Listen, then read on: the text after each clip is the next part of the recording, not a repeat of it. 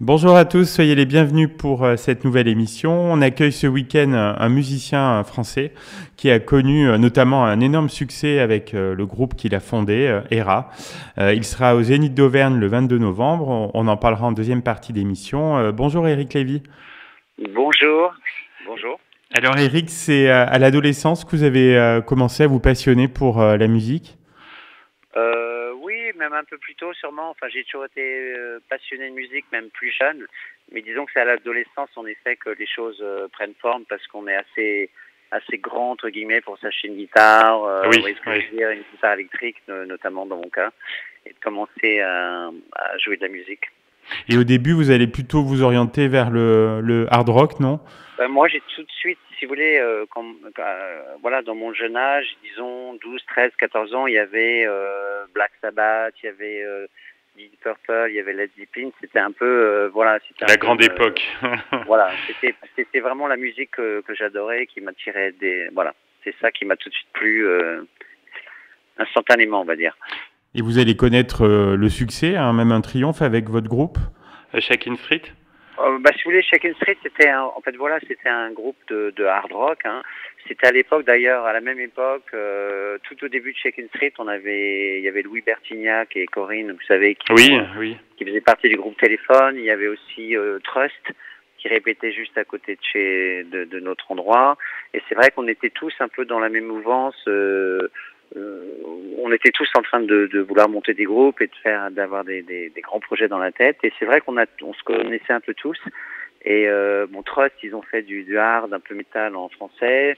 Téléphone, pas la peine d'en parler. Oui, on connaît bien. Shakin' Street, si vous voulez, Shakin' Street, c'était, moi j'avais décidé de faire du hard rock en anglais, donc c'était un pari un peu plus difficile parce que déjà à l'époque, les maisons de disques, comme les radios, disaient oui, il faut que ce soit en français. Et oui, bien sûr, oui. Mais voilà, moi j'étais un peu, il y avait ce côté un peu, pas extrémiste, mais pour moi, voilà, cette musique-là, je l'adorais comme elle était, je voulais pas faire. Puriste, on dirait. Voilà. Ouais. Donc bon, et puis là, par chance, on a rencontré le manager justement à l'époque de Black Sabbath, qui manageait un groupe, c'est Blue Oyster Cult aussi. Je sais Ah pas si oui, vous bien sûr, connaissez. si, oui. Et on s'est retrouvé en fait signé avec ce management et on a tourné aux États-Unis juste après avec Black Sabbath, AC/DC, Blue Oyster Cult, tout ça. Sympa.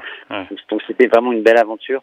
Et pourquoi elle s'arrête du coup après Après, elle a duré pas mal de temps parce que ça a démarré. Enfin, disons qu'elle a duré 5 ans quand même, 4-5 ans. Mais après, bon, ça serait long à expliquer. Vous savez, dans les groupes, c'est toujours un peu compliqué, Oui, surtout quand on est très jeune parfois. Oui. On était très jeunes, hein, donc si vous voulez.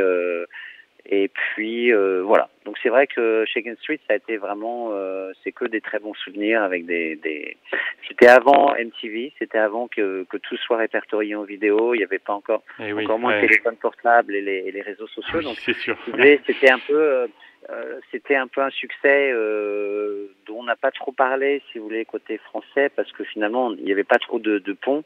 Vous voyez, de liens entre la oui, presse. bien sûr. Ouais. Mais c'est vrai qu'on a vécu des choses assez incroyables et on a eu à la fois beaucoup de chance et voilà. Donc c'était formidable. Ensuite, il va y avoir une collaboration importante avec Jean-Marie Poiré pour plusieurs films. Et voilà, quelques années après, j'ai travaillé à New York avec notamment Marianne Faithfull. Je ne sais pas si vous avez entendu, vous voyez qui c'est. Oui, bien Et sûr. puis après, si vous voulez, les projets n'ont pas abouti comme on l'aurait espéré. Et c'est vrai que je connaissais Jean-Marie Poiré. J'avais croisé le batteur de Jean-Marie Poiré à l'époque où il avait un groupe de rock lui aussi. Ah oui. Et c'est vrai qu'on s'est croisés et il cherchait un musicien pour faire à l'époque Opération Corned Beef, qui était un peu le pré-visiteur parce qu'il y avait Jean Reno, Valérie Lemercier et Clavier. Et voilà, ça s'est fait comme ça s'est très bien passé. Et dans la foulée, il m'a proposé les visiteurs. Et là, c'est sûr que derrière, c'est une belle carte de visite aussi au niveau musical.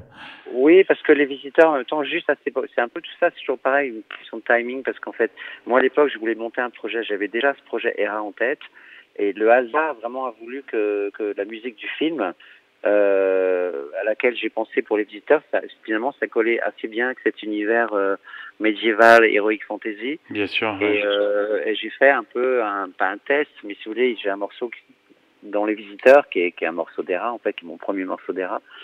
Et il a donné, enfin voilà quoi. Donc pour moi, il est indissociable du film. Ce morceau, il fait vraiment partie de l'histoire des Visiteurs. Et pour moi, ça m'a vraiment réconforté dans. Je me suis dit ouais, c'est vraiment bien, j'adore ça, et je vais développer, et je vais continuer. Voilà. C'était un beau challenge et le succès va être immédiat, mondial en plus. En fait, si vous voulez, alors ce qui est étonnant, c'est que Les Visiteurs, à l'époque, ça a fait 14 millions d'entrées, c'était un énorme succès, mais pas la musique finalement. Même si la musique avait été nommée pour les victoires de la musique, mais c'est vrai qu'en termes en résultat commercial, ça n'avait rien vendu. Alors bon, ça intéressait pas trop les gens. Et c'est vrai que quand j'ai fait l'album derrière, il m'a fallu beaucoup de temps. Je crois que j'ai mis plus de temps à trouver un label que faire l'album. Ah oui.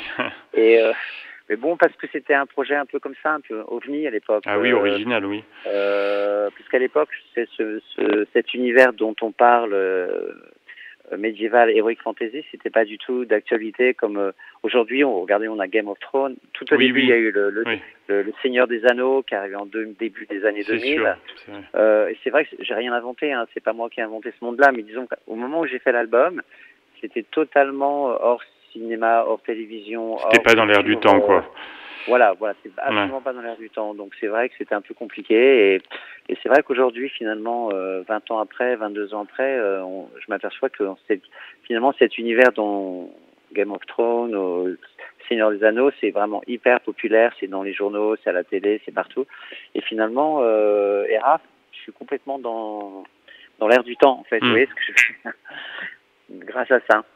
Et votre actualité, donc c'est justement la tournée des Zéniths avec Hera. Comment est né ce projet ? Alors ce projet, ça faisait très longtemps que j'avais envie de le faire, mais il fallait que je trouve un producteur qui ait un peu l'ambition de faire quelque chose de vraiment bien. Et ça a mis un peu de temps, c'est vrai. Et en fait, on a démarré la tournée en 2019. Et comme tout le monde, on a dû s'arrêter à cause de la pandémie. Et c'est vrai qu'on a eu le temps de faire une vingtaine de concerts et malheureusement, malgré le succès de la tournée, on repart un peu à zéro, si vous voulez. Mais voilà, donc c'est un vrai bonheur hein, de repartir. On va rejouer certaines villes d'ailleurs qu'on avait faites déjà en 2019. Mais voilà, donc j'ai hâte de retrouver le public là où on les a laissés, pour ainsi dire. Oui, c'est sûr. Alors justement, qu'est-ce que vous proposez au public, donc notamment le 22 novembre au Zénith d'Auvergne, quel dispositif est mis en place ? En fait, si vous voulez, sur scène, on est 30 musiciens, chanteurs. Je crois qu'il y a entre les solistes et la chorale, il y a une vingtaine de personnes qui chantent. Et on est 10 musiciens entre les cordes, il y a 5 violonistes. Et il y a, la formation, on va dire un peu classique, basse, batterie, guitare. Et voilà, il y a un gros son. C'est comme un vrai, je dirais, ça ressemble à un vrai hard rock opéra, j'ai envie de vous dire.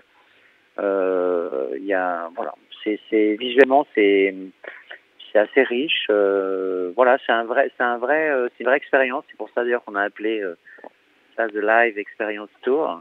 C'est vraiment une expérience qu'on peut vivre uniquement sur un concert. Et pas en écoutant la musique. Voilà, tous les arrangements sont totalement nouveaux par rapport aux albums. Enfin voilà, disons que ça se passe bien. Enfin le public pour l'instant, enfin tous les concerts qu'on a fait, c'était à chaque fois. Oui, il y a des bons retours. Hein. Ouais, ça a été très très bon à chaque fois. Donc c'était un vrai bonheur pour nous d'être sur scène et puis parce que je crois que pour tous les artistes, ce qu'il y a de mieux, c'est quand le public apprécie ce que vous faites, quoi. Voilà. C'est sûr. Vous nous avez donné envie, en tout cas, de venir le 22 novembre au Zénith d'Auvergne. Est-ce que vous avez, Éric Lévy, d'autres projets en cours dont vous souhaiteriez nous parler ? Écoutez, pour l'instant, disons ma priorité, là, c'est vraiment reprendre la tournée. Là, en ce moment, je suis en train de travailler. Même si on reprend la tournée et que ça reste, c'est pas une nouvelle tournée, j'ai quand même travaillé sur des nouveaux titres. On a encore amélioré certains arrangements. Enfin voilà. Et puis, donc, je me concentre vraiment à fond là-dessus. Et après, si vous voulez, Live Nation, je pense que leur ambition, c'est de nous faire tourner sur environ 2 ans. On doit aller en Allemagne, en Italie, Aussi, oui. On doit aller dans l'Europe de l'Est, on doit aller en Russie. Bon, la Russie, c'est plus d'actualité. Oui, c'est moins prévu. Non, pour l'instant, c'est plus compliqué. Malheureusement, on le regrette, mais bon, si vous voulez, ça n'a rien à voir avec les dirigeants du pays. Mais c'est vrai que le public là-bas, voilà, c'était une vraie rencontre et ça aurait été formidable. Voilà, on est supposé aller en Amérique du Sud aussi. Enfin, disons que le projet pour la prochaine année, peut-être 2 ans, c'est vraiment la tournée. Ce qui m'empêche pas de composer sur des nouveaux titres et j'espère qu'on sortira un 8e album en 2023, fin 2023. Voilà. Parfait. Un grand merci Eric Lévy. On vous souhaite de belles rencontres avec un public nombreux.